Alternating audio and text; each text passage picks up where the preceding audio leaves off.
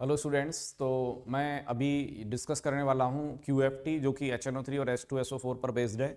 और इसके बाद फिर हम NaOH, ओजोन, H2O2 की प्रॉपर्टीज से रिलेटेड जो QFT है उसके सॉल्यूशन प्रोवाइड करूँगा। तो बच्चों स्टार्ट करते हैं।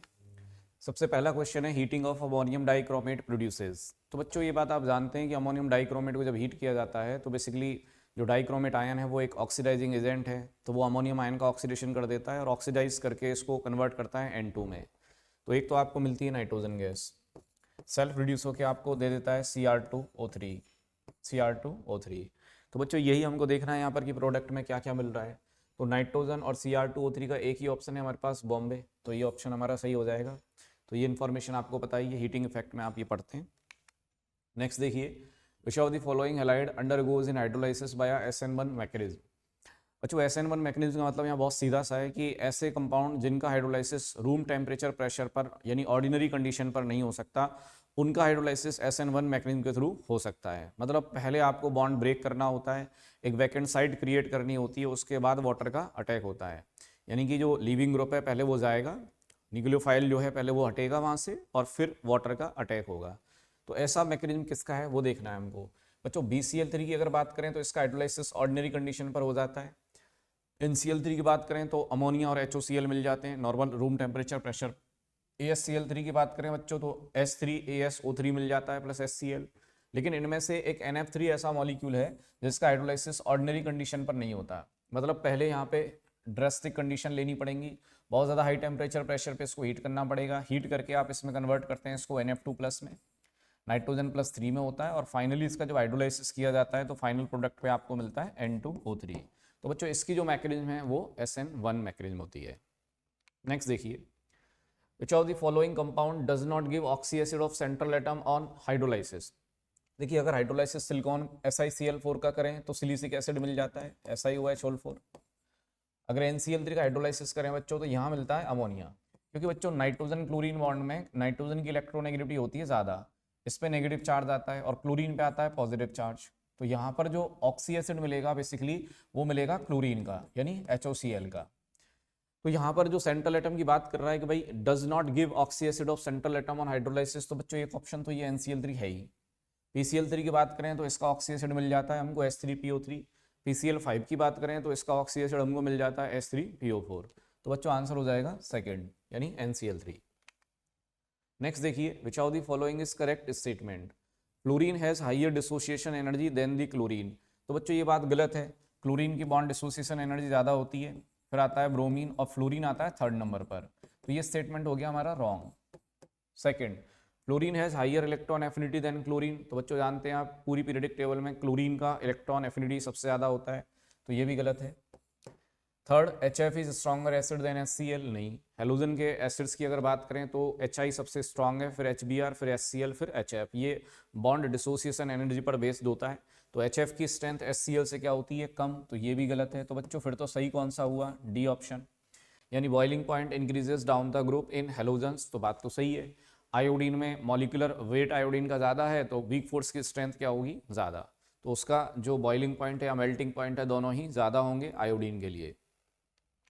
नेक्स्ट देखिए, which is wrong statement. The decreasing order of thermal stability is CSOH, RbOH, KOH, NaOH। बच्चों रॉन्ग की बात कर रहा है, लेकिन ये तो सही है, क्योंकि अगर एनायन मोनोएटॉमिक या डाई एटॉमिक हो तो उस केस में thermal stability down the group जाने पर बढ़ती है, यानी नीचे वाले की ज़्यादा होगी। तो वही यहाँ पे दे रखा है सीजियम, फिर रूबिडियम, फिर पोटेशियम, फिर सोडियम। तो ये तो आपका रॉन्ग हो गया क्योंकि उसने रॉन्ग स्टेटमेंट पूछा है, जबकि ये क्या है, करेक्ट, यानी ये ऑप्शन हमारा आंसर नहीं हो सकता। अगला देखिए, decreasing order of bond angle. BF3 का एंगल अगर हम बात करें बच्चों तो ये होता है 120 डिग्री, PF3 का आता है लगभग 98 डिग्री, और ClF3 का जो एंगल होता है बच्चों, तो ClF3 में बेसिकली क्या किया है इसने, ClF3 की जो स्ट्रक्चर होती है बच्चों ये होता है टी शेप, टी शेप ये। तो इसमें ये जो एंगल है यहाँ पर बच्चों वो क्या होगा, तो लेस देन 90 डिग्री होगा, लेस देन 90 डिग्री, क्योंकि लॉन पेयर के रिपल्शन की वजह से ये एंगल क्या होगा, डिक्रीज कर जाएगा, लेस देन 90 डिग्री। तो सबसे कम एंगल इसी का होगा ClF3 का। किसी किसी बच्चे के दिमाग में एक डाउट ये भी आ सकता है कि भाई हमने ये वाला एंगल अगर कंसीडर कर लिया ये वाला, तब क्या कहें। तो बच्चों उसने बॉन्ड एंगल की बात कही है, तो बॉन्ड एंगल का मतलब होता है bond between two adjacent bond. तो वो जो 180 से कम वाला है उसको हम एंगल डिफाइन कर सकते हैं, वो बॉन्ड एंगल डिफाइन नहीं हो सकता है, ध्यान रखें थोड़ा सा। The decreasing order of bond dissociation energy is chlorine greater than bromine greater than fluorine greater than iodine. तो बच्चों अभी थोड़ी देर पहले मैंने देखा ही था कि भाई ये जो ऑर्डर है वो सही है। Fourth order, the decreasing order of melting point is SbS3 NH3 PH3। तो बच्चों गड़बड़ इसमें ये है कि अमोनिया जो होता है इसका मेल्टिंग पॉइंट सबसे ज़्यादा होता है इन तीनों में, यानी अमोनिया सबसे ज़्यादा होगा, फिर SbS3 फिर PH3। तो रॉन्ग स्टेटमेंट की बात कर रहा है बच्चों, आंसर हमारा यही हो जाएगा। अगला देखिए, नेक्स्ट है which of the following has been arranged in order of decreasing bond dissociation energy. तो बच्चों बॉन्ड डिसोसिएशन एनर्जी जो है वो यहाँ पे साइज पे डिपेंड करेगी बेसिकली। तो फॉस्फोरस, सल्फर और क्लोरीन तीनों में अगर साइज की हम बात करें तो फॉस्फोरस का साइज सबसे बड़ा, फिर सल्फर, फिर क्लोरीन। तो क्लोरीन का साइज सबसे छोटा है, इसलिए ClO बॉन्ड की बॉन्ड डिसोसिएशन एनर्जी क्या होगी ज़्यादा, फिर SO बॉन्ड और फिर आ जाएगा आपका PO बॉन्ड। तो बच्चों ये कहाँ पर है अपने पास, तो वो देखिए, तो ClO सबसे ज़्यादा होगा, ClO सबसे ज़्यादा होगा, ये है हमारे पास D ऑप्शन में, फिर SO फिर PO, बिल्कुल। तो D ऑप्शन हमारा करेक्ट होगा। नेक्स्ट देखिए, which of the following properties describes the diagonal relationship between boron and silicon। Boron silicon के बीच डायगोनल रिलेशनशिप किस प्रॉपर्टी से पता चल रही है, हम उसकी बात कर लेते हैं। उसने कहा BCl3 इज नॉट हाइड्रोलाइज्ड, गलत बात है, BCl3 का हाइड्रोलाइसिस हो जाता है। Second statement, both form oxides B2O3 is amphoteric and SiO2 is acidic. तो ये बात गलत है, B2O3 एसिडिक होता है, नन मेटल का ऑक्साइड है। तीसरा, बोथ मेटल्स, पहली बात ये मेटल नहीं है, नन मेटल मेटलोइड की कैटेगरी में आते हैं, तो इसलिए ये बात गलत हो गई यहाँ पर। तो बच्चों बचा के हमारे पास चौथा ऑप्शन, ये तो होना ही है। वो कह रहा है कि silicides and borides salts are hydrolysed by water. तो बात सही है, सिलिकाइड्स या बोराइड्स में अगर आप वाटर में ऐड करोगे तो वाटर में ऐड करने पर उनका हाइड्रोलाइसिस हो जाता है, बात सही है बिल्कुल। नेक्स्ट देखिए, एनाइटस AlCl3 is covalent however when it is dissolved in water hydrated ionic species is formed, this transformation is owing to। बच्चों उसमें दिख नहीं रहा है स्लाइड में, लेकिन वो लिखा हुआ है water hydrated ionic species is formed, है ना, आयनिक स्पीसीज इज फॉर्म्ड। तो बच्चों आप जानते हैं वैसे ये कि जब AlCl3 को वाटर में ऐड किया जाता है तो वाटर में ऐड करने पर इसका हाइड्रोलाइसिस होता है और हमको मिलता है AlH2O whole 6 3 + Cl - aqueous। Basically ऐसा क्यों होता है, AlCl3 वाटर में आयनिक की तरह बिहेव करने लगता है, उसका कारण क्या है, उसका कारण है इस आयन का फॉर्मेशन, यानी कि हाई हाइड्रेशन एनर्जी होने की वजह से AlCl3 बहुत जल्दी बहुत आसानी से इस आयनिक कंपाउंड की तरह बिहेव करने लगता है और आयनों में टूट जाता है। तो सेकंड ऑप्शन जो हमको दिख रहा है यहाँ पर, the large hydration energy of Al+3, तो ये इसके लिए रेस्पॉन्सिबल होता है बच्चों, ध्यान रखें। नेक्स्ट देखिए, consider the following statement for diborane. Boron is approximately sp3 hybridized, बिल्कुल सही बात है, डाइबोरेन में बोरॉन sp3 होता है। BHB एंगल इज 180 डिग्री, बच्चों इस मॉलिक्यूल में एक भी एंगल 180 डिग्री का नहीं आता है, गलत है statement. There are 2 terminal BH bonds for each boron atom, ये बात सही है, डाइबोरेन में एक बोरॉन से 2 टर्मिनल हाइड्रोजन कनेक्टेड होते हैं, तो ये तो स्टेटमेंट सही है। There are only 12 bonding electrons available for these statements available of these statements. चलिए तो स्टेटमेंट यहीं खत्म हो गया है, अवेलेबल है ना, ध्यान रखें। तो ये कह रहा है 12 बॉन्डिंग इलेक्ट्रॉन्स, 12 बॉन्डिंग इलेक्ट्रॉन्स का मतलब बहुत सीधा सा है कि B2S6 में बोरॉन के पास 6 इलेक्ट्रॉन हो गए, 2 बोरॉन के पास प्लस 6 हाइड्रोजन के पास में 6 इलेक्ट्रॉन, यानी टोटल बॉन्डिंग इलेक्ट्रॉन कितने होंगे 12, या आप ऐसा कह सकते हैं टोटल वैलेंस इलेक्ट्रॉन B2S6 में कितने 12। तो ये स्टेटमेंट भी आपका सही है, यानी 1 भी सही है, 3 भी सही है और 4 भी सही है। तो 1 3 4 हमारे पास किस ऑप्शन में बच्चों, ए ऑप्शन में। चलिए, Na2B4O7.10H2O हीट किया X + NaBO2 + water, X + Cr2O3 heat किया हमने, Y मिला। तो बच्चों जब आप बोरेक्स को हीट करते हैं तो इसको हीट करने पर आपको B2O3 भी साथ में मिलता है, और B2O3 जो है वो Cr2O3 के साथ अगर आप रिएक्शन कराएंगे तो बच्चों इनका मेटाबोरेट बनेगा क्रोमियम का +3 में, तो CrBO2 होल थ्राइस, क्रोमियम का चार्ज +3 है तो होल थ्राइस, BO2 का चार्ज होता है -1, मेटाबोरेट इसको कहा जाता है। तो देखिए ऑप्शन के अकॉर्डिंग क्या सही है, तो X एंड वाई आर, तो X एंड वाई आर, तो X होगा B2O3 और Y होगा CrBO2 होल थ्राइस, तो ये हमको मिल रहा है सी ऑप्शन में। नेक्स्ट देखिए, borax is converted into crystalline boron by the following steps. बच्चों यहाँ बात हो रही है क्रिस्टलाइन बोरॉन की, ध्यान रखें। तो यहाँ पर बोरेक्स का आपने हीटिंग किया या आपने कोई एसिड लिया या कुछ ऐसा रिएजेंट आपने यूज़ किया है जिस रिएजेंट की वजह से बोरिक एसिड बन रहा है। तो बच्चों बोरेक्स क्या है हमारे पास, Na2B4O7.10H2O, ये है हमारे पास। इससे मुझको बोरिक एसिड चाहिए। तो कई बार हम ये रिएक्शन पढ़ चुके हैं कि एक सॉल्ट से जो कि एक एसिड और एक बेस से बना हुआ है, मुझे इसका एसिड पार्ट अलग करना है। तो तरीका क्या है, तो आप एक एसिड से ही रिएक्शन कराइए इसकी, यानी आपको यहाँ पर एसिड के साथ रिएक्शन करनी पड़ेगी। ध्यान रखें, एसिड के साथ, एसिड से रिएक्शन कराओगे तो इसका जो एसिडिक पार्ट होगा, ये एसिड इसके बेस के साथ तो रिएक्शन कर लेगा, लेकिन इसका एसिडिक पार्ट जो होगा ना वो आपको एज इट इज मिल जाएगा। तो बोरेक्स जो है वो दो चीज़ों से मिलकर बना हुआ है, एक तो NaOH, और फर्दर इसका जब हाइड्रोलाइसिस होता है पानी में तो उस समय मिलता है आपको बोरिक एसिड। तो आप अगर कोई एसिड डाल दें तो वो NaOH को तो न्यूट्रलाइज कर देगा और बोरिक एसिड से उसकी रिएक्शन होगी नहीं, ये हमको मिल जाएगा। ऑप्शन में क्या क्या दिया है, उसने कहा HCl पॉसिबल है। फिर उसने कहा कि B2O3 जो है इसको हीट करते हुए आप Y के साथ रिड्यूस करेंगे तो बोरॉन मिल जाएगा आपको। तो मैग्नीशियम रिड्यूस तो कर देता है B2O3 को, लेकिन उसके साथ प्रॉब्लम ये है कि वो जो बोरॉन मिलता है वहां पर वो मिलता है एमोर्फस फॉर्म में, हमको वहाँ क्रिस्टलाइन फॉर्म में बोरॉन नहीं मिलेगा, दिक्कत ये है। और उसने क्वेश्चन में बोला है क्रिस्टलाइन बोरॉन, आप ये क्रिस्टलाइन वर्ड हटा देते और फिर होता क्वेश्चन में कि बोरॉन मिलेगा कि नहीं मिलेगा, तो बात सही थी, तब आप मैग्नीशियम यूज कर सकते थे, है ना। HCl प्लस कार्बन, बच्चों कार्बन के साथ प्रॉब्लम ये है कि कार्बन अगर बोरिक एनहाइड्राइड को रिड्यूस करेगा तो बोरॉन मिलेगा, और वो बोरॉन फर्दर कार्बन के साथ रिएक्शन कर सकता है क्योंकि टेम्परेचर मेंशन है नहीं यहाँ पर, इसलिए तो हमको यहाँ पे मोस्ट सूटेबल जो ऑप्शन है उसको चूज करना है, most suitable. Carbon plus aluminium, problem वही है वापस, मतलब C प्लस एल्युमिनियम, तो कार्बन से तो कर नहीं सकते ना, प्रॉब्लम ये है। एल्युमिनियम रिड्यूस कर देगा उसको, वो बात सही है, लेकिन ये जो काम है वो कार्बन से नहीं हो सकता क्योंकि कार्बन रिड्यूसिंग एजेंट है, जबकि हमको बोरॉन का रिडक्शन नहीं करना है। बोरेक्स में बोरॉन +3 में और बोरिक एसिड में भी बोरॉन किसमें, +3 में। तो बच्चों हमारे पास ऑप्शन बचता है HCl प्लस एल्युमिनियम, बात सही है। HCl एसिड के साथ रिएक्शन करोगे बोरिक एसिड मिल जाएगा, एल्युमिनियम B2O3 को रिड्यूस करके बोरॉन में कन्वर्ट करेगा, और ये बोरॉन हमको कहाँ पर मिलेगा, क्रिस्टलाइन फॉर्म में मिलेगा, है ना, ध्यान रखें। तो इसलिए हमारा ऑप्शन हो गया डी ऑप्शन। नेक्स्ट देखिए, consider the following route of reactions, R2SiCl2 plus water A का पॉलीमराइजेशन किया, हमको मिल गया B। तो बच्चों ये बात आप जानते हैं कि R2SiCl2 का हाइड्रोलाइसिस करें तो आपको एक यूनिट मिलेगी R2SiOH2, और अगर ये पॉलीमराइज हो रही है तो बच्चों इस पॉलीमराइजेशन से आपको दो टाइप के सिलिकॉन्स मिल सकते हैं। एक तो मिल सकता है आपको साइक्लिक, और दूसरा आपको क्या मिल सकता है, linear chain silicones, linear chain. तो बच्चों ऑप्शन देख लेते हैं हमको कहाँ पर साइक्लिक या लीनियर चेन दिया हुआ है। उसने कहा डाइमर नहीं मिलेगा, उसने कहा क्रॉस लिंक नहीं मिलेगा, क्रॉस लिंक मिलता अगर यूनिट हमारी RSiCl3 होती, डाइमर मिलता अगर हमारी यूनिट होती R3SiCl, केवल तब। लीनियर सिलिकॉन्स, बात सही है, लीनियर सिलिकॉन्स ये हमको मिल जाएगा D option. Polymerization of A does not अगर, गलत बात है, पॉलीमराइजेशन हो जाता है। नेक्स्ट देखिए, Si2O5N-2N इज ऑब्टेन्ड व्हेन। तो बच्चों ये जो फॉर्मूला है ये आप जानते हैं 2D सीट सिलिकेट का फॉर्मूला है।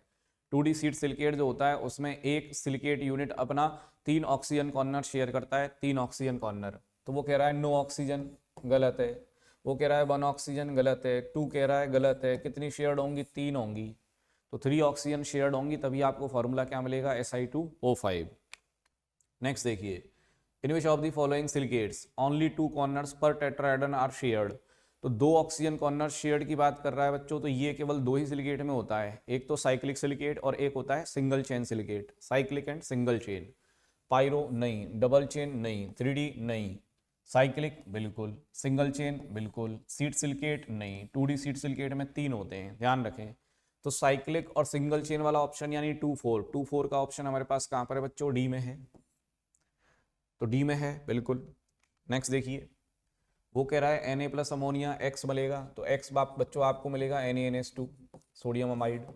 N2O के साथ रिएक्शन करेंगे तो बच्चों ये मिल जाएगा एजाइड NaN3, और NaN3 को अगर हीट करें तो गैस मिलती है हमको नाइट्रोजन। ये प्योर नाइट्रोजन बनाने का एक प्रिपरेशन मेथड है, P ब्लॉक में आप पढ़ चुके हैं, है ना, नाइट्रोजन। तो बच्चों नाइट्रोजन हमारे पास है ए ऑप्शन में, है ना।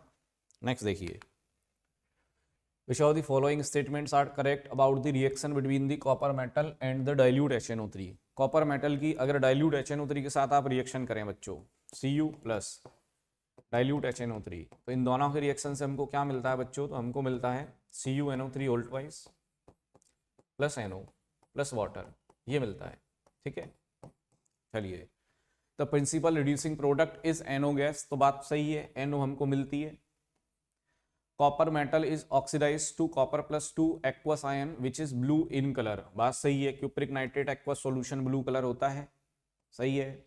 चलिए, NO is paramagnetic has one unpaired electron in anti-bonding molecular orbital, तो MOT के अकॉर्डिंग ये ऑप्शन भी सही है, 15 इलेक्ट्रॉन होते हैं और 15वां इलेक्ट्रॉन कहाँ होता है, पाई एंटी बॉन्डिंग में। चौथा option, NO react with oxygen to produce NO2, यहाँ तक ये स्टेटमेंट सही है, कोई इशू नहीं। Which is linear in shape, issue यहाँ पर है, NO2 जो है उसका शेप क्या होगा बच्चों, बैंड शेप, क्योंकि NO2 जो है इसका हाइब्रिडेशन होता है sp2 एंगल होता है 134 डिग्री, जिस पर बनेगी शेप बैंड शेप।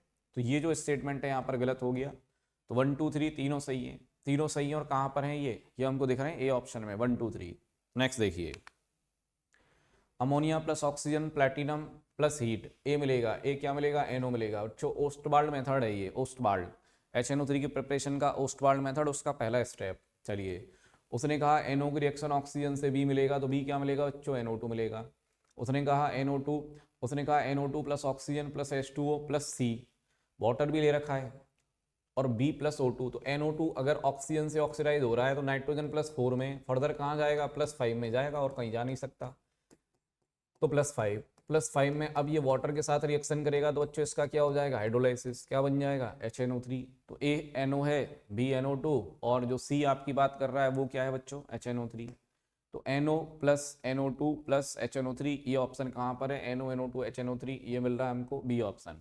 चलिए, नेक्स्ट देखिए, which is correct sequence in the following properties, for the correct order mark T and for the incorrect order mark F।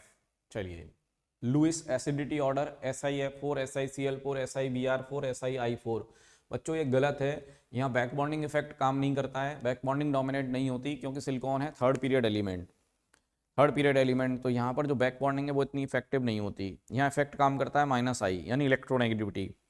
Fluorine की इलेक्ट्रोनेगेटिविटी ज़्यादा होने के कारण SiF4 का लुइस एसिडिक नेचर क्या है, बढ़ जाएगा। तो ये जो ऑर्डर दे रखा है बच्चों ये गलत है ना, गलत है ये। फ्लोरीन की इलेक्ट्रोनेगेटिविटी ज़्यादा है, पार्शियल पॉजिटिव चार्ज सिलिकॉन पे ज़्यादा होगा, लुइस एसिडिक नेचर इसका ज़्यादा होगा।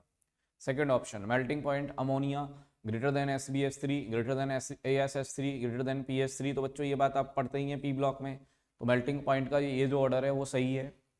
बॉइलिंग पॉइंट में गड़बड़ ये है कि बच्चों ये जो अमोनिया है ये SbH3 के बाद में आएगा, इधर आएगा, SbH3 ज़्यादा होगा, फिर आएगा अमोनिया, फिर ASH3, फिर PH3, तो ये गड़बड़ है। डाइपोल मोमेंट ऑर्डर बच्चों ये सही है, डाइपोल मोमेंट।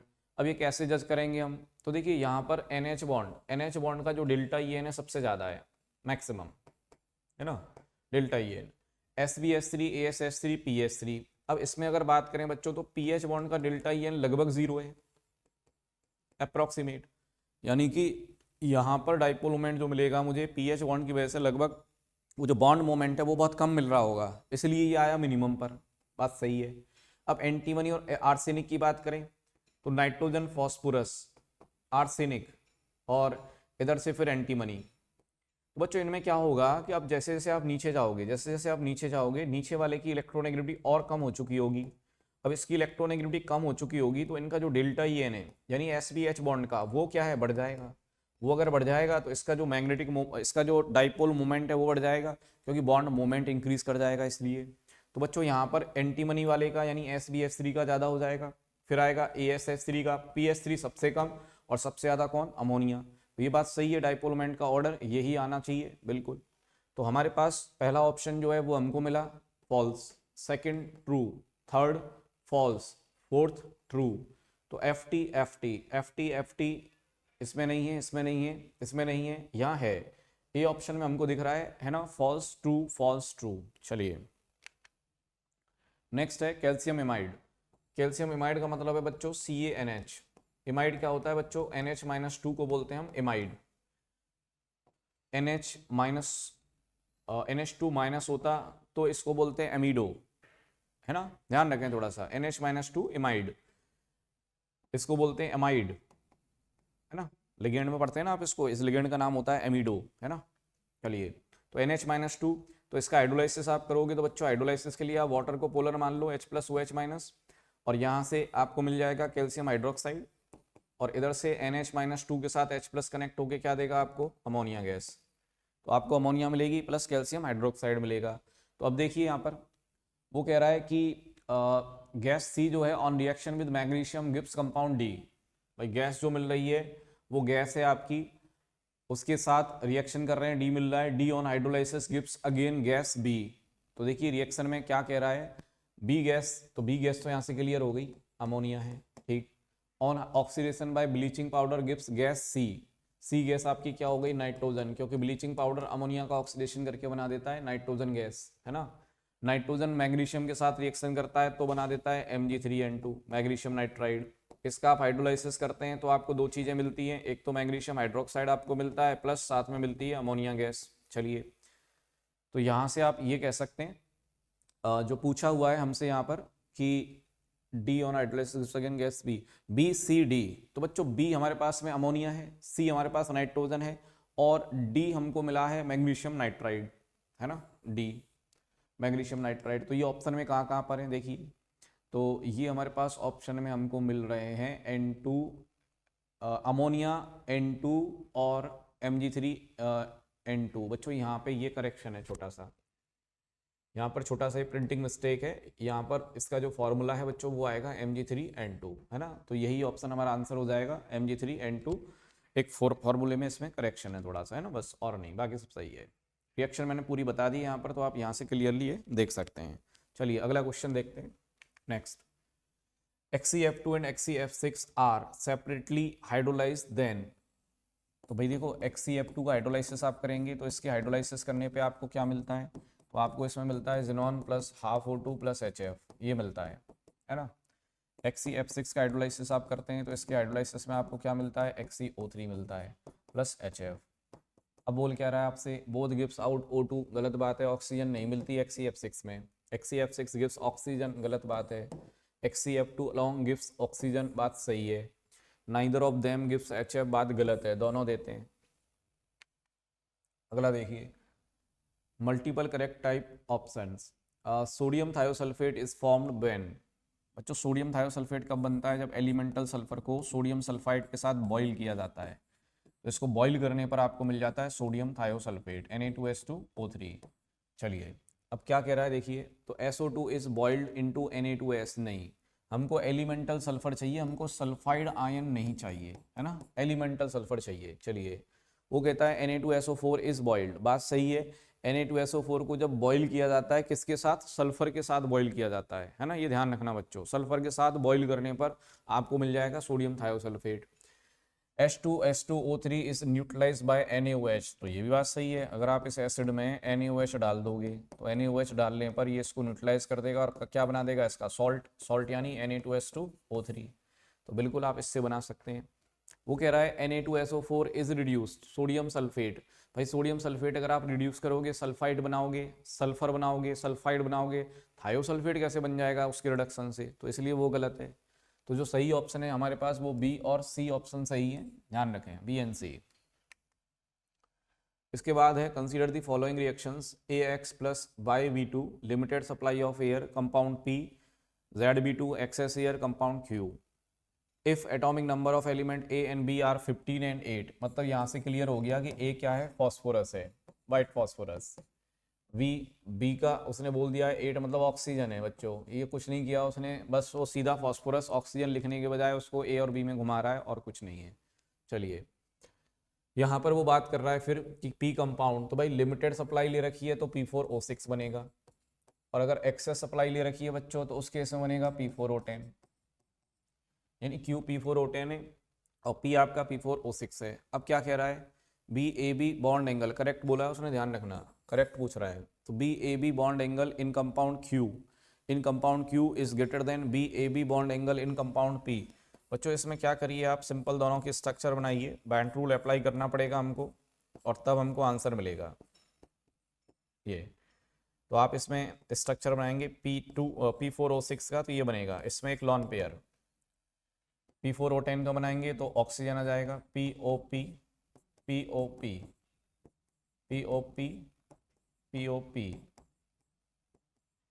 ये P4O10 में ये सब पे डबल बॉन्ड हो, डबल बॉन्ड हो। चलिए, वो आपसे कह रहा है कि भाई BAB angle, BAB angle, B मतलब ऑक्सीजन, A मीन्स फॉस्फोरस, मतलब वो बात कर रहा है OPO एंगल की, है ना, OPO, यानी इस वाले एंगल की, या ये वाला एंगल कोई भी ले लो आप, एक ही बात है।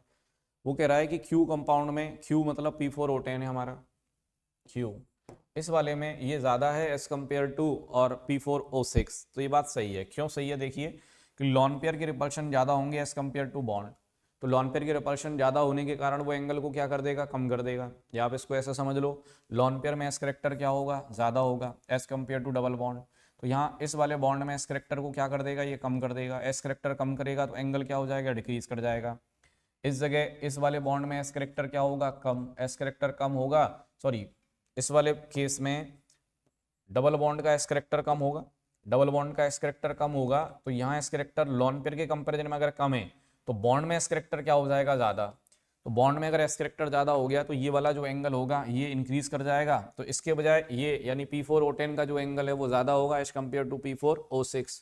तो पहला स्टेटमेंट ए सही है। AB bond length in compound Q is less than AB bond length in compound P, ये बात सही है। क्यों? क्योंकि जब परसेंटेज एस लॉन पेयर में ज़्यादा है, बॉन्ड में कम है, बॉन्ड में कम है तो लेंथ क्या हो जाएगी, बढ़ जाएगी। तो P4O6 की लेंथ ज़्यादा आएगी, P4O10 का एंगल ज़्यादा आएगा, तो ये बात भी सही है। Value of x plus Y plus Z is 9, value of x plus Y, तो भैया x क्या है, x है 4, x है 4, y पता करते हैं, बैलेंस करनी है रिएक्शन, और फिर बोल रहा है z क्या है, अच्छा यहाँ भी रिएक्शन हमको बैलेंस करनी पड़ेगी बच्चों। तो देखिए P4 प्लस ऑक्सीजन P4O6, यानी यहाँ पर हमको y की वैल्यू मिल गई 3। अब उसने कहा है कि कंपाउंड P कंपाउंड यानी P4O6, इसमें मुझे ऑक्सीजन ऐड करनी है, P4O10 बनाना है, तो 4 ऑक्सीजन यानी 2 मोल, यानी कि यहाँ पर Z की जो वैल्यू है वो हो गई 2, तो y 3 है, Z 2 है, और x जो है वो है 4, तो 4 और 3 7 और 2 9, यानी कि x plus Y plus Z की वैल्यू 9 होगी। हाँ बात सही है, तो ये बात सही है। चौथा option, compound P is P2O5 and compound Q is P4O10। बच्चों यहाँ पर P जो आप ले रहे हैं P2O5, इसका एम्पेरिकल फॉर्मूला है, मॉलिकुलर फॉर्मूला नहीं है। मॉलिकुलर फॉर्मूला इसका क्या है बच्चों, P4O6। P2O5 अगर हम लेंगे तो फिर ये सारी प्रॉपर्टीज एक्सप्लेन करना मुश्किल है। चलिए, विच of the following order is correct. देखिए N2F2O2 आयनेशन एनर्जी, बच्चों N2 ज़्यादा स्टेबल होता है तो बात सही है, इसकी आयनेशन एनर्जी ज़्यादा होगी, बॉन्ड ऑर्डर इसका 3 होता है। लेकिन फ्लोरीन और ऑक्सीजन की बात करें तो ऑक्सीजन का बॉन्ड ऑर्डर है बच्चों 2, तो इससे इलेक्ट्रॉन का रिमूवल क्या होगा, मुश्किल होगा। तो ये जो ऑप्शन दे रखा है यहाँ पे, इसमें गड़बड़ फ्लोरीन कर रहा है, fluorine. H2D, H2SE, H2S, H2O reducing nature, बात सही है। जैसे जैसे आप बॉन्ड एनर्जी डिक्रीज करते हैं, जैसे जैसे आप एलिमेंट का साइज इंक्रीज करते हैं, बॉन्ड डिसोसिएशन एनर्जी कम हो जाती है और वो अच्छा रिड्यूसिंग एजेंट बन जाता है। पी ब्लॉक में आपने पढ़ा है। बॉइलिंग पॉइंट वाटर का सबसे ज़्यादा होगा, बात सही है। इसके बाद H2TE, H2SE, H2S, बिल्कुल, क्योंकि हाइड्रोजन बॉन्डिंग इसमें होती है इसलिए। HClO4, HClO3, HClO2, HOCl oxidizing nature, बच्चों ऑक्सीडाइजिंग नेचर का जो ऑर्डर है बिल्कुल उल्टा है। ये किस पर बेस्ड है, थर्मल स्टेबिलिटी पर बेस्ड है। इसमें क्या होता है कि जो HOCl है इनमें थर्मली लेस स्टेबल होता है, क्लोरीन +1 में, जबकि HClO4 जो होता है उसमें ये सबसे ज़्यादा स्टेबल होता है। ध्यान रखें, क्योंकि क्लोरीन का चार्ज है +7, तो यहाँ पर ClO बॉन्ड आसानी से ब्रेक नहीं होगा, आसानी से ब्रेक नहीं होगा, इसलिए ध्यान रखें ऑक्सीडाइजिंग नेचर जो है वो इसका सबसे कम रहेगा HClO4 का। HOCl में ये बॉन्ड जल्दी टूट जाता है, बॉन्ड के जल्दी टूटने की वजह से इसका ऑक्सीडाइजिंग नेचर जो होता है वो होता है ज़्यादा। ध्यान रखें थोड़ा सा, है ना। चलिए, तो ऑर्डर को उल्टा करना पड़ेगा ऑक्सीडाइजिंग नेचर के लिए। Select the correct statement about silicates. Cyclic silicate having 3 silicon atoms contain SiO-Si linkages. चलिए, cyclic silicate having 3 SI atoms, तो 3 सिलिकॉन का साइक्लिक सिलिकेट अगर आप बना रहे हो तो बच्चों उसमें आपको SiO-Si लिंकेज कितने मिलेंगे, 6 मिलेंगे कि 3 मिलेंगे, 3 मिलेंगे भाई, तो 6 की जगह 3 होता तो सही था। 2.5 over oxygen atoms of per tetrahedron unit are shared in double chain silicate. Double chain silicate में बिल्कुल बात सही है, ऑन एन एवरेज एक यूनिट 2.5 ऑक्सीजन कॉर्नर से शेयर करती है, तो ये बात सही है। पर टेट्राहेड्रन ही उसने बात किया है, ऑन एन एवरेज वर्ड बोलना पड़ेगा अपन को बस, है ना, ऑन एन एवरेज, बाकी ये सही है, कोई दिक्कत नहीं है। Si2O5n-2n is formula of double chain silicate. बच्चों यहाँ पे ये डबल चेन का नहीं है, ये किसका फॉर्मूला है, ये अभी हमने थोड़ी देर पहले क्वेश्चन देखा था, ये 2D सीट सिलिकेट का फॉर्मूला है, तो ये गलत लिखा है, 2D सीट सिलिकेट का है। SiO4 unit polymerized to form silicate because silicon atoms has less tendency to form pi bond with oxygen। ये बात सही है कि भाई सिलिकेट जो यूनिट होती है उसमें सिलिकॉन ऑक्सीजन के बीच में सिंगल बॉन्ड ही बनता है, सिग्मा पाई नहीं बनता। सिलिकॉन ऑक्सीजन के साथ पाई बॉन्ड नहीं बना सकता, सिलिकॉन का साइज लार्ज होता है इस वजह से, तो इसी वजह से ये यूनिट आपस में जुड़कर क्या बनाती हैं, दूसरे सिलिकेट। चलिए, which of the following statements are true about P4O6 and P4O10। देखिए, both these oxides have a closed cage like structure, बात सही है, दो थोड़ी देर पहले मैंने स्ट्रक्चर बनाया है, दोनों की केज लाइक स्ट्रक्चर होती है। Each oxide requires 6 water molecules for complete hydrolysis to form their respective oxy acids. तो P4O6 हो या P4O10 हो, दोनों के हाइड्रोलाइसिस में 6 मोल वाटर चाहिए, उससे आपको H3PO3 और H3PO4 मिल जाता है, तो बात ये भी सही है। उसने कहा both these oxides contain 12 equivalent PO bond. तो बच्चों इसकी स्ट्रक्चर आप बनाओगे P4O6 P4O10 की, मैंने पिछली स्लाइड पर बना रखी है, तो उसमें जो पीओ लिंकेज है, ध्यान रखना ये पीओपी की बात नहीं कर रहा है, पीओपी की बात करें तो दोनों में पीओपी लिंकेज कितने होते हैं, 6, और पीओ की बात करें तो एक पीओपी से 2 पीओ लिंकेज मिलते हैं आपको, एक पीओपी, तो इसका मतलब पीओ लिंकेज कितने हो गए, टोटल 12 हो गए, डबल कर दोगे आप उसको, तो ये बात सही है, 12 इक्विवेलेंट पीओ बॉन्ड्स प्रेजेंट है वहां पर। P4O6 and P4O10 both contains P pi D pi bonds. बच्चों अगर यहाँ पे इसकी हम बात करें तो P पाई D पाई दोनों में प्रेजेंट होंगे, तो ये बात गलत हो गई P4O6 के लिए, क्योंकि P4O6 में डबल बॉन्ड होता ही नहीं है, उसमें सारे बॉन्ड क्या हैं, POP, इसलिए ध्यान रखें, तो ये बात गलत है। तो A B C ये 3 ऑप्शन हमको सही दिख रहे हैं, और D वाले में P4O6 की वजह से गलती आ गई, ये नहीं होना था।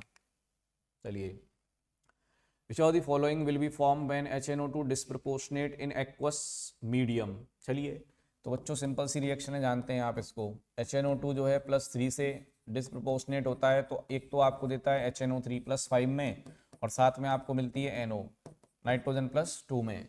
+3 से अगर +4 में जाता तब उसको डिस्प्रोपोर्शनेशन नहीं कह पाते, क्योंकि रिडक्शन भी होना है और ऑक्सीडेशन भी, तो यहाँ साइड प्रोडक्ट में NO2 नहीं मिल सकता, ये बात दिमाग में रखें, है ना। Phosphine is obtained by the reaction when white phosphorus is heated with NaOH। तो बात तो सही है, white phosphorus की रिएक्शन जब NaOH से करते हो तो आपको PH3 और NaH2PO2 मिलता है, तो ये रिएक्शन सही है पहली। दूसरा उसने कहा CA3P2 रिएक्ट विद वाटर, तो जब बच्चों इसका हाइड्रोलाइसिस आप करोगे तो एक तो आपको मिल जाएगा कैल्शियम हाइड्रोक्साइड, और दूसरा क्या मिल जाएगा, PH3, तो ये बात सही है।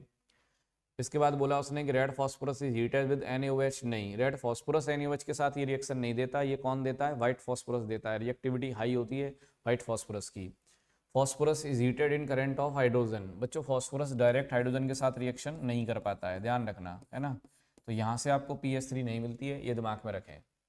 चलिए, which is true about N2O5, it is anhydride of HNO3, बात सही है, इसमें से अगर 2 मोल में से वाटर बाहर निकाल दें आप, तो 2 मोल में से वाटर निकालने पे आपको मिलेगा N2O5, तो ये इसका एनहाइड्राइड होगा, बिल्कुल वाटर के रिमूवल से बनेगा, तो ये option. In solid state it exist as NO2 + NO3-, तो ये भी बात सही है, क्योंकि N2O5 सॉलिड जो है वो आयनिक होता है और यही आयन की फॉर्म में मिलता है। See, it is structurally similar to P2O5, नहीं, P2O5 एम्पेरिकल फॉर्मूला है, रियल में मॉलिक्यूल है P4O10, ध्यान रखें, और P4O10 केज लाइक स्ट्रक्चर होती है, ना कि N2O5 जैसी स्ट्रक्चर, है ना। It can be prepared by heating HNO3 over P2O5। बच्चों ये P2O5 बेसिकली क्या है, P4O10 है, ध्यान रखना, है ना। तो P4O10 क्या करता है, HNO3 का डिहाइड्रेशन, मतलब 2 मोल लोगे आप तो इसमें से वाटर बाहर निकाल देगा, वाटर बाहर निकाल देगा तो क्या बना देगा, N2O5 बना देगा, क्योंकि P4O10 is also a strong dehydrating agent, water बाहर निकाल लेता है, तो ये काम कर देगा HNO3 से वाटर निकाल के N2O5, तो ए भी सही है, बी भी सही है और डी भी सही है, ध्यान रखें। नेक्स्ट देखिए, the reactions which are used the preparation of halogen acids. Halogen acids की बात कर रहा है, ध्यान रखना हेलोजन की बात नहीं की है, मतलब HCl HBr HI की बात कर रहे हैं अपन। KBr plus H2SO4 K2SO4 plus HBr, नहीं HBr नहीं मिलेगा। बेसिकली यहाँ पर ये ब्रेक होगा फर्दर और एक रिडॉक्स रिएक्शन होती है, इससे हमको मिलता है ब्रोमीन। तो पहली रिएक्शन तो गलत है। CaF2 plus H2SO4 CaSO4 plus HF, ये बात सही है। HF मिलता है यहाँ पर क्योंकि F माइनस का ऑक्सीडेशन कोई भी ऑक्सीडाइजिंग एजेंट नहीं कर सकता, इलेक्ट्रोलाइसिस के थ्रू ये चेंज होता है F माइनस का F2 में, ध्यान रखें। तो यहाँ पर जो रिएक्शन है ये सही है, F माइनस H2SO4 के साथ HF देगा बिल्कुल। NaCl plus H2SO4 NaHSO4 plus HCl, ये भी बात सही है। क्लोराइड का अगर आपको क्लोरीन में ऑक्सीडेशन करना है तो अकेला कॉन्सेंट्रेट H2SO4 ये नहीं करता, आपको MnO2 या कोई बेटर ऑक्सीडाइजिंग एजेंट ऐड करना पड़ेगा तब होगा। तो ये बात भी सही है। Ki प्लस H2SO4 Hi, नहीं, इसमें आपको मिलेगी आयोडीन गैस, है ना। तो थोड़ा सा रिडॉक्स रिएक्शन याद रखें हैलाइड्स की H2SO4 के साथ। चलिए नेक्स्ट है P plus carbon plus chlorine Q plus CO, Q plus water R plus HCl, Bn plus water R plus ammonia, Q plus lithium aluminium hydride, S plus LiCl AlCl3, S plus water R plus H2। बच्चों यहाँ जो आपको paper मिला है यानी QFT, उसमें एक correction है, वहाँ H2 लिखा है, बेसिकली ये H2 है ना। तो ये करेक्शन थोड़ा सा दिमाग में रखना बच्चों, H2 है ये, S प्लस NaHT। चलिए PrST do not represent their chemical symbols, यानी P फॉस्फोरस नहीं है ना, ध्यान रखें। इसका कहने का मतलब ये है। कंपाउंड Q हैज, चलो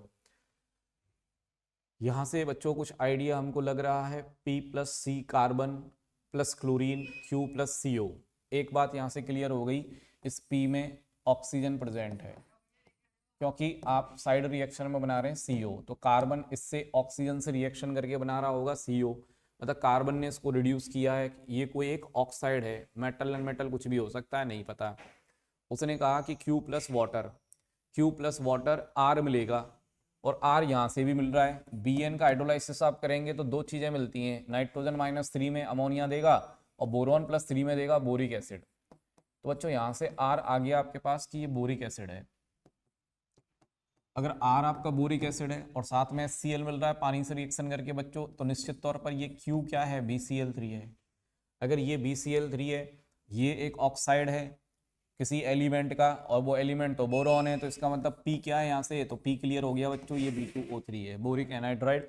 कार्बन इसको रिड्यूस करेगा और फिर क्लोरीन रिएक्ट करेगा, क्योंकि क्लोरीन गैस है, कार्बन सॉलिड है। क्लोरीन गैस की जो रिएक्टिविटी होगी वो सॉलिड के कंपैरिजन में क्या होगी, ज़्यादा, इसलिए क्लोरीन पहले रिएक्ट करेगा ना कि कार्बन, ध्यान रखना इस बात को। इस वजह से हमको मिलेगा Q, तो Q क्या है बच्चों, तो Q हमने निकाल लिया है BCl3, है ना, BCl3। चलिए BCl3 की रिएक्शन अगर आप लिथियम एल्युमिनियम हाइड्राइड के साथ करा रहे हैं बच्चों, तो क्या मिलेगा, तो हमने रिएक्शन पढ़ी है P ब्लॉक में, डाइबोरेन मिलेगा B2S6, ठीक है। अगर मैं यहाँ पर B2S6 ले रहा हूँ तो B2S6 का हाइड्रोलाइसिस करने पे क्या मिलेगा, तो एक तो आपको बोरिक एसिड मिलेगा, दूसरी आपको हाइड्रोजन मिलेगी। सल्फर S नहीं, सल्फर नहीं, S है, S यानी क्या है हमारा, S हमारा है B2S6, S हमारा है B2S6। तो बच्चों B2S6 जो ले रहे हैं आप, इसका NaH के साथ रिएक्शन, तो NaH क्या है बच्चों, एक बेस है।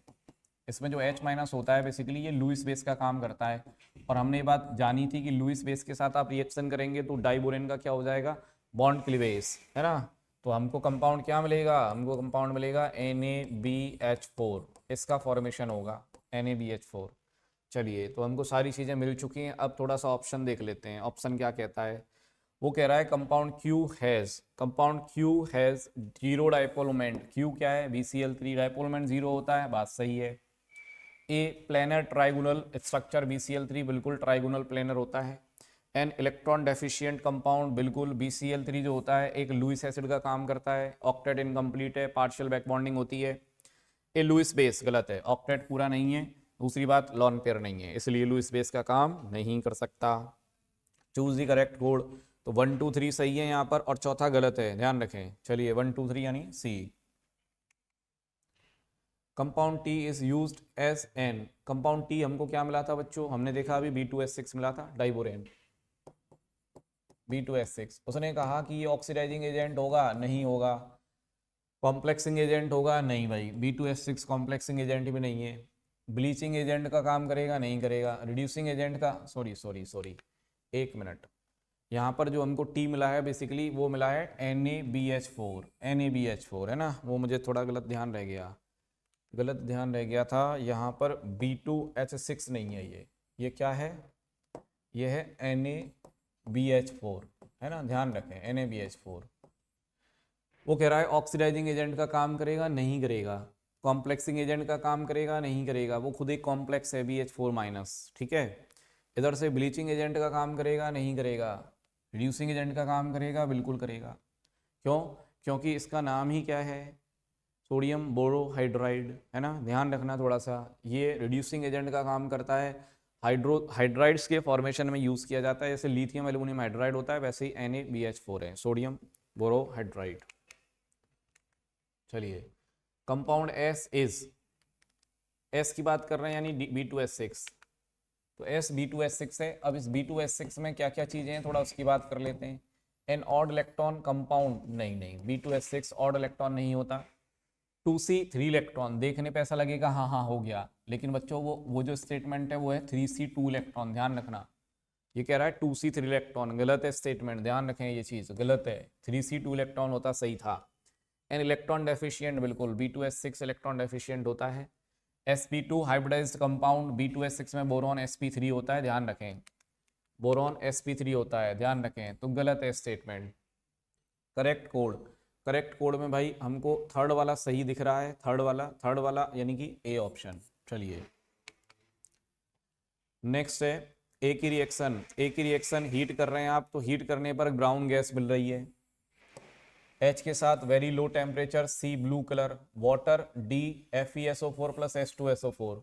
पूरे क्वेश्चन में जो क्लू आपको मिलेगा वो मिलेगा यहाँ से कि भाई ये FeSO4 और H2SO4 का कॉम्बिनेशन यूज कर रहा है, और उसके बाद एक E कॉम्प्लेक्स कंपाउंड की बात कर रहा है। तो बच्चों ये कॉम्प्लेक्स कंपाउंड कौन सा बन सकता है भाई, इस कॉम्बिनेशन को हमने एक ही जगह यूज किया है, ब्राउन रिंग कॉम्प्लेक्स में केवल। तो H2SO4 और FeSO4 के साथ रिएक्शन करके E दे रहा है, तो ये E क्या है, E क्या है, ब्राउन रिंग कॉम्प्लेक्स है E, FeH2O होल 5 NOSO4, ध्यान रखें, FeH2O होल 5 NOSO4, ये ब्राउन रिंग कॉम्प्लेक्स है। अब भाई सिंपल सी बात है कि अगर ब्राउन रिंग कॉम्प्लेक्स मिल रहा है तो या तो ये NO2- रहा होगा, और या फिर ये क्या रहा होगा, NO3- रहा होगा, तभी मिला होगा। अब ब्लू कलर की भी बात कर रहा है, अब सीधी बात है यार, ब्लू कलर की बात कर रहा है तब तो ये N2O3 है, क्योंकि नाइट्रोजन का एक ही ऑक्साइड है जो ब्लू कलर शो करता है, N2O3, और दो ही ऑक्साइड होते हैं जो कलर्ड होते हैं, एक N2O3 और दूसरा NO2 ब्राउन कलर गैस है।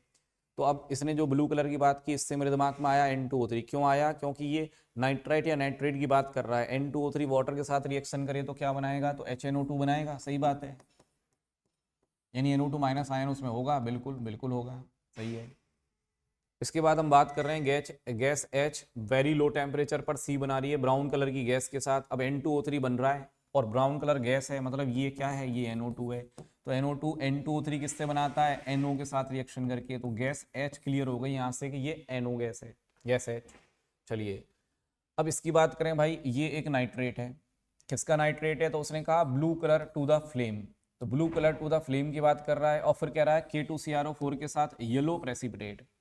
तो भाई जिनके पीपीटी येलो कलर हैं उनको देखना है उनमें से ब्लू कौन देगा, तो भाई फर्स्ट ए में से मिल सकता था सीजियम ब्लू कलर, लेकिन सीजियम का जो क्रोमेट है वो तो सॉल्युबल है, क्रोमेट लेड का इनसॉल्युबल होता है, और लेड का जो फ्लेम टेस्ट है वो आता है कलर में ब्लू। तो यहां से दिमाग में आ जाएगी बात कि भाई ये लेड नाइट्रेट की बात हुई है, PbNO3 होल ट्वाइस, आप इसको हीट करोगे NO2 गैस मिलेगी, बात सही है। इसके साथ रिएक्शन करोगे K2CrO4 की तो मिलेगा PbCrO4 का प्रेसिपिटेट, येलो प्रेसिपिटेट, आई मिल गया। H2S के साथ PbS black PPT, dilute HNO3 के साथ वेपर प्लस गैस की बात कर रहा है बच्चों, एक तो आपको प्रोडक्ट में मिलेगा लेड नाइट्रेट, लेकिन ये वेपर या गैसियस नहीं है, सॉलिड है। अब साथ में क्या होगा, तो साथ में आपको मिलता है बच्चों क्या, तो लेड नाइट्रेट, इसके साथ HNO3 ले रहे हो आप डाइल्यूट, तो रिडक्शन के बाद NO मिलेगा, और साथ में साइड प्रोडक्ट में आपको मिलता है वाटर। लेकिन गैस H की बात की है उसने, गैस H तो हमने पहले ही क्लियर कर लिया था, ये NO है, तो वेपर किसकी मिली, तो वाटर की मिली, H2, यानी गैस H NO है और G क्या है बच्चों, H2O है। चलिए यहाँ से कुछ चीजें हमको मालूम चली। Compound D plus I- plus H-, बच्चों यहाँ पे करेक्शन है, ध्यान रखना, ये H प्लस है, माइनस नहीं है, माइनस नहीं है, ध्यान रखना। कंपाउंड D क्या है बच्चों, एक नाइट्राइट है D, तो NO2 माइनस की रिएक्शन अगर आप H माइनस के साथ करोगे, H माइनस के साथ करोगे, ये इसको ऑक्सीडाइज कर देगा, आपको देगा आयोडीन, आयोडीन आपको देगा आयोडीन प्लस सेल्फ रिड्यूस होके देगा NO, NO आपकी गैस H है। अब उसने कहा कि evolved gas is similar to gas B, अरे B गैस तो NO2 है भाई, NO2 तो मिलेगी नहीं, सिंपल बात है ना, नाइट्रोजन प्लस 3 है, ऑक्सीडाइजिंग एजेंट है, तो सीधी बात है +3 से रिड्यूस होके तो +2 में आएगा, 4 में तो जा नहीं सकता, तो इसलिए तो NO2 तो हो नहीं सकता। गैस G, गैस G क्या है, वाटर है, तो भाई वाटर नहीं मिलेगा आपको, आपको तो आयोडीन मिल रही है या NO मिल रही है, गैस तो ये हैं दो, तो यहाँ से गैस G नहीं, गैस H, हाँ ये पॉसिबल है, NO साइड प्रोडक्ट में मिल रहा है, गैस H जैसा है ही, क्योंकि गैस H यही तो है NO, तो इसलिए गैस H हो जाएगा यहाँ पर। उसने कहा येलो PPT, PbCrO4 का येलो प्रेसिपिटेट जो होता है बच्चों एसिडिक एसिड में क्या होता है, इनसोल्यूबल, इनसोल्यूबल ही बोल रहा है वो, कहाँ पे होगा, एसिडिक एसिड में होगा, प्रॉपर्टी आप जानते हैं। Type of hybridization of complex E, brown ring complex का हाइब्रिडेशन निकालोगे क्या आएगा, sp3d2, sp3d2। चलिए नेक्स्ट देखिए, type of hybridization of central atom of gas B, gas B क्या था बच्चों, NO2, NO2 का हाइब्रिडेशन क्या होता है, sp2। अगला देखिए, the following flow diagram represent the industrial preparation of nitric acid from ammonia, ammonia से ऑक्सीडाइज किया, X मिला, X यूज कर रहे हो आप, NO मिला, तो X क्या है, X प्लेटिनम है, कैटलिस्ट, Y एयर, एयर में हमने Y कुछ है हमारे पास और हमने साथ में एयर लिया है तो हमको मिला Z, तो बच्चों ये क्या है, NO2 है, NO2 plus water HNO3 plus NO, ठीक है।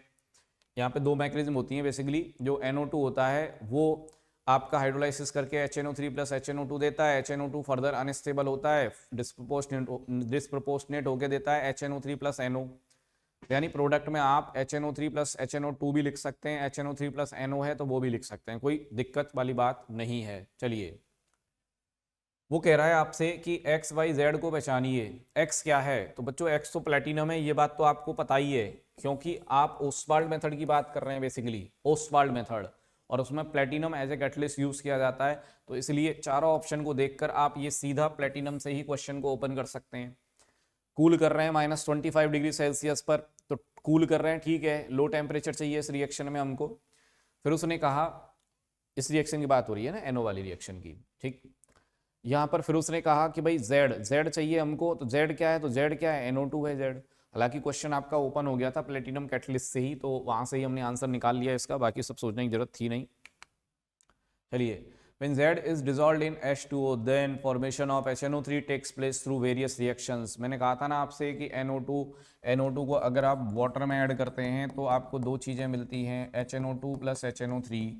HNO2 जो है वो फर्दर अनस्टेबल होता है, ये फर्दर ब्रेक होता है आपका NO plus HNO3 plus water. तो कहने का मतलब ये है बच्चों कि इसकी मैकेनिज्म में आप कुछ भी लिख सकते हैं प्रोडक्ट में, HNO2 प्लस HNO3 या NO प्लस HNO3 कुछ भी। चलिए क्या क्या है वो देखिए, तो select the reaction not observe in this step, not observe, NO2 plus water HNO3 plus HNO2, बात सही है, बनता है, तो नॉट ऑब्जर्व में आंसर नहीं आ सकता ये तो, ठीक है।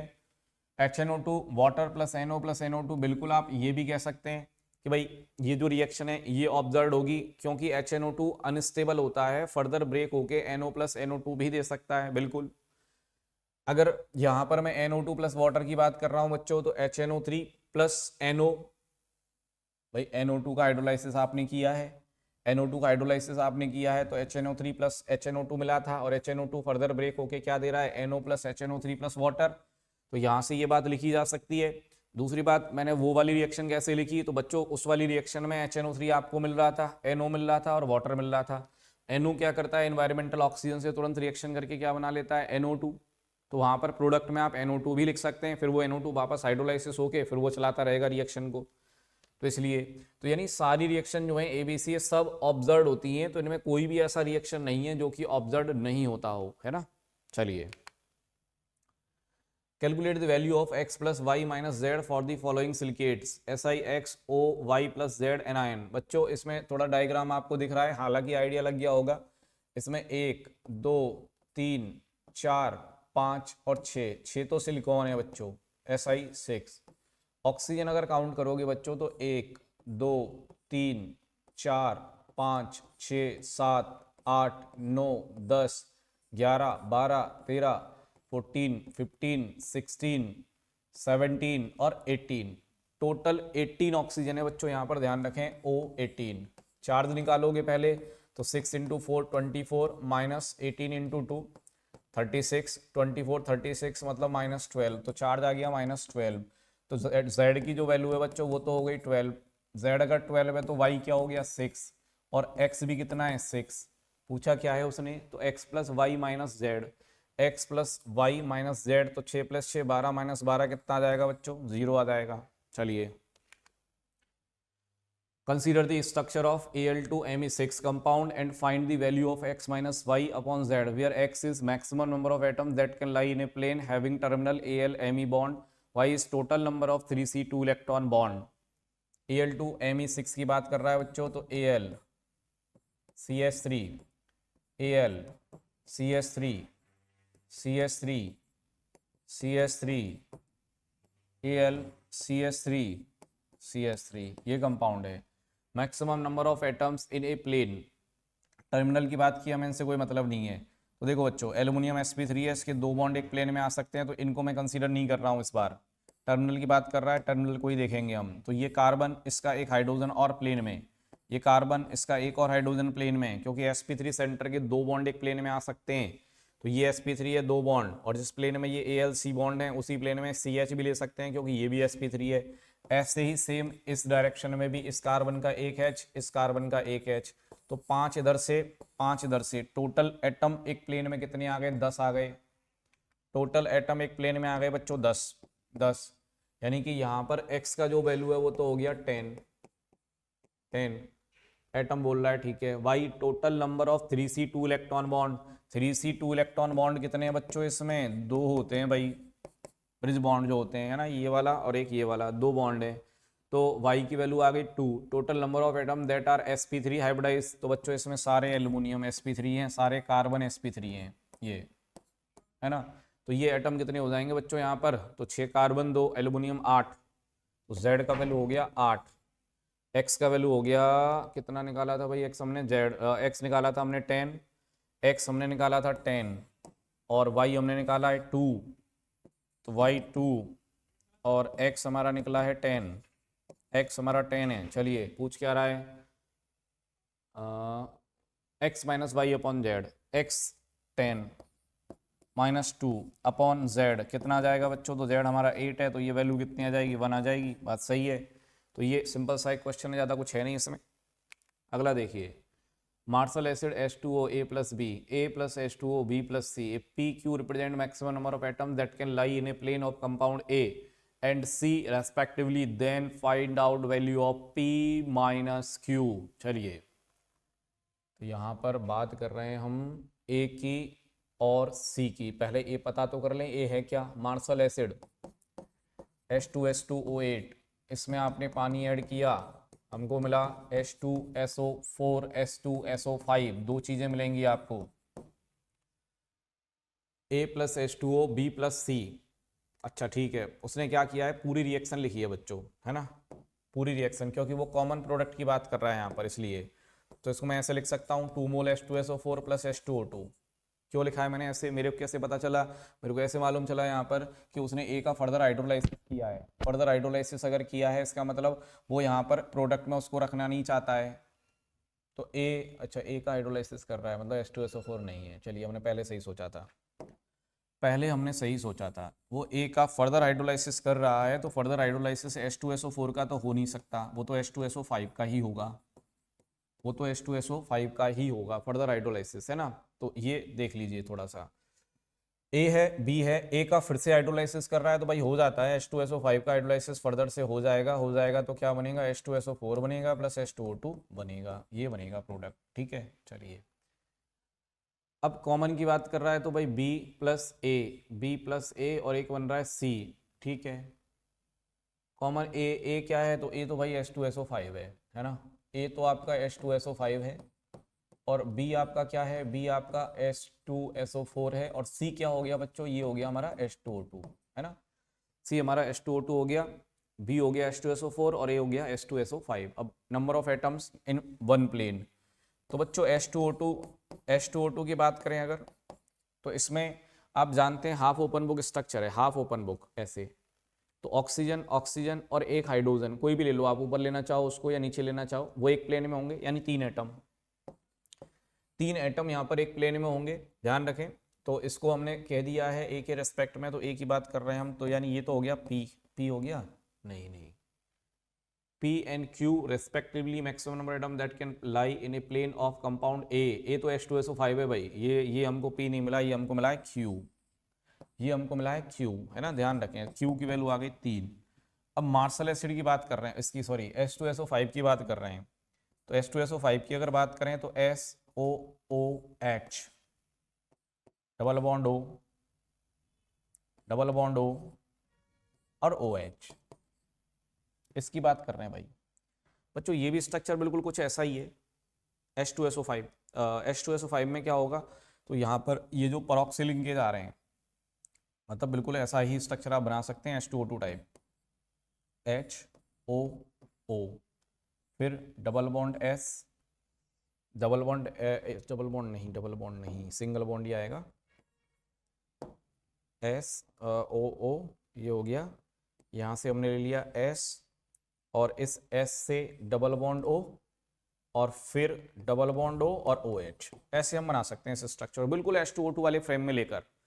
यानी कि ये जो आपके एटम्स आ रहे हैं वो एक प्लेन में आ रहे हैं सब, ये वाले एटम्स, ये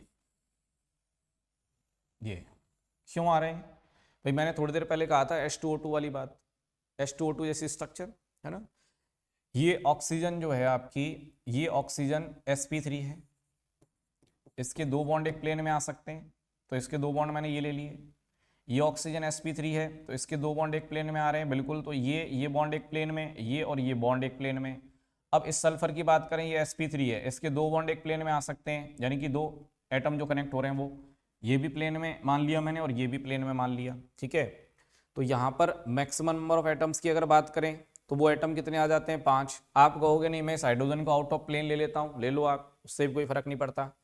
आप अगर उसको आउट ऑफ प्लेन लेके जाओगे तो हम इस वाले प्लेन को मान लेंगे OO, सल्फर और फिर OH, इसको ले सकते हैं अपन एक प्लेन में, यानी कि ऑक्सीजन दोनों, फिर सल्फर और फिर OH, इनको आप एक प्लेन में ले सकते हो।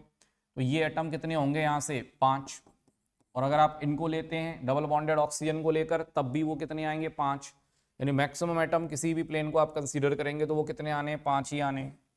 तो P की वैल्यू कितनी होगी, 5, और Q की वैल्यू कितनी होगी, 3। तो यहाँ पर P माइनस Q की वैल्यू कितनी आ जाएगी बच्चों, तो ये वैल्यू आ जाएगी हमारी कितनी, 2, है ना, 2। थोड़ा सा ध्यान देना है इस पर, इसको 3D में अगर आप विजुलाइज करेंगे तो चीज़ें थोड़ी सी समझ में आएंगी। हाफ ओपन बुक स्ट्रक्चर लेके ही इसको बनाना, तब आपको चीज़ें समझ में आ जाएंगी कि भाई कैसे इसकी स्ट्रक्चर बनी है। पेपर के प्लेन में यानी बोर्ड पे समझाना बहुत मुश्किल काम है थोड़ा सा। If following molecules undergo dimerisation then find the value of y z x।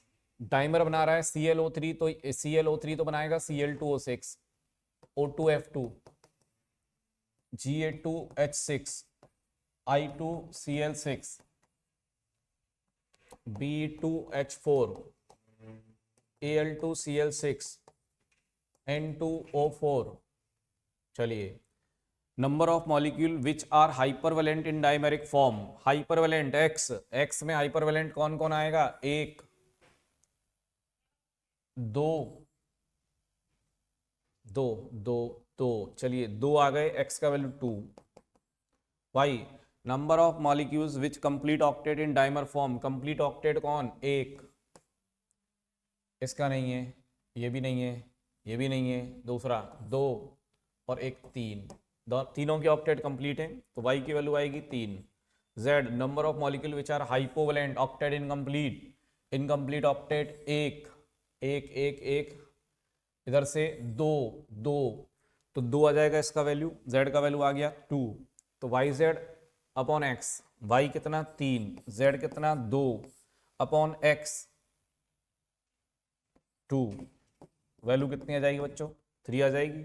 चलिए सिंपल सा क्वेश्चन है, ज्यादा कुछ नहीं है। When B2H6 allowed to react with molecule following Lewis bases, then how many given Lewis bases from adduct through symmetrical cleavage of B2H6? बच्चों ध्यान रखें, ammonia primary amine, secondary amine, इनके अलावा जो भी लुईस बेस आप ले रहे हैं सिमेट्रिकल मान लेना सब में, है ना, सिमेट्रिकल ही पूछ रहा है। सिमेट्रिकल कौन कौन देगा भाई, तो आप यहाँ पे देखेंगे pyridine 1, CO 2, THF 3, PH3 4, PF3 5, 5 5 और एक NMe3। Tertiary amine symmetrical bond cleavage देता है, अनसिमेट्रिकल नहीं देता। अनसिमेट्रिकल कौन देगा, अनसिमेट्रिकल देगा ammonia, primary amine, secondary amine. तो हमारे पास ऑप्शन कितने हो गए बच्चों, 6। चलिए आंसर हो गया 6। मैच द कॉलम HNO के साथ magnesium plus very dilute HNO3 hydrogen gas, zinc plus dilute HNO3 N2O, tin plus dilute HNO3 NH4NO3, Pb plus dilute HNO3 NO। चलिए तो बच्चों यहाँ पर मैच करना है हमको, तो ए का मैच क्या आया, ए का मैच आया Q N2O R R R NH4NO3 S S S NO NO NO P P P QRSP QRSP बिल्कुल। नेक्स्ट देखिए,